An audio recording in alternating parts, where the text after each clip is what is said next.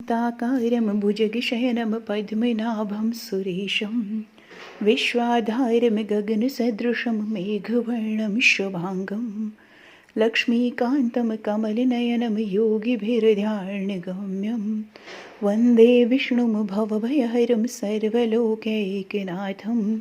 ओम श्री हरि विष्णु। जय माँ एकादशी। आप सभी भक्तजनों को रंग भरी एकादशी आंवला की एकादशी की हार्दिक शुभकामनाएं।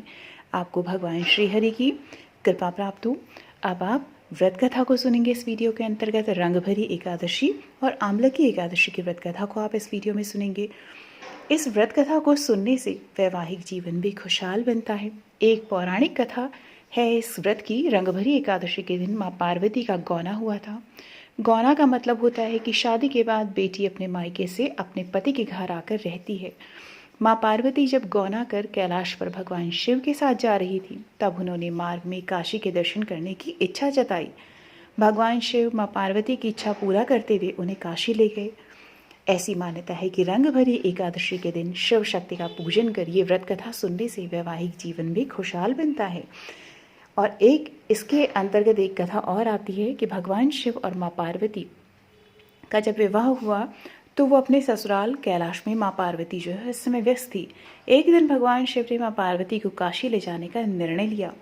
ये वो दिन था जब शिव जी ने माँ पार्वती को पहली बार काशी में प्रवेश कराया था। भगवान शिव और माँ पार्वती ने साथ में होली खेली थी। हालांकि इसका होली से कोई संबंध नहीं है। इस एकादशी को आंवले की एकादशी भी कहा जाता है, क्योंकि इस व्रत में आंवले के पेड़ की पूजा की जाती है। आंवले के पेड़ में भगवान श्रीहरि का वास माना जाता है। इस दिन भगवान विष्णु माँ लक्ष्मी के संग आंवले के पेड़ की पूजा अर्चना करने का भी विधान है। साथ ही अन्न और धन का दान भी आपको अवश्य करना चाहिए। सच्चे मन से आंवले की एकादशी के व्रत को करने से सुख समृद्धि में भी वृद्धि होती है। आंवले की एकादशी की व्रत कथा के अनुसार वैदिक नामक एक नगर में चंद्रवंशी राजा राज्य करते थे। नगर में लोग श्रीहरि के भक्त थे और सभी विधि पूर्वक एकादशी का व्रत किया करते थे।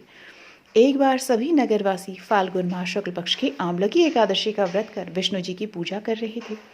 उसी समय वहां एक महापापी शिकारी का भी आगमन हुआ। शिकारी वहां रुककर भगवान विष्णु की कथा सुनने लगा।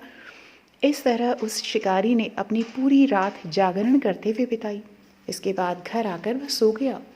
कुछ दिनों बाद ही उस बहेलिये का निधन हो गया। उसे पापों की वजह से नरक का सामना करना पड़ा। लेकिन एक बार अनजाने में आंवला की एकादशी व्रत कथा उसने सुनी थी, जागरण भी किया था। एकादशी की व्रत कथा को सुनने से उसे शुभ फल प्राप्त हुआ। उसने राजा विदुरथ के घर जन्म लिया और उसका नाम वसुरथ रखा गया। एक दिन वसुरथ जंगल में भटक गया और एक पेड़ के नीचे सो गया। उस पर कुछ डाकुओं ने हमला कर दिया, लेकिन उनके अस्त्र शस्त्र का राजा पर कोई असर नहीं हुआ और राजा सोते रहे।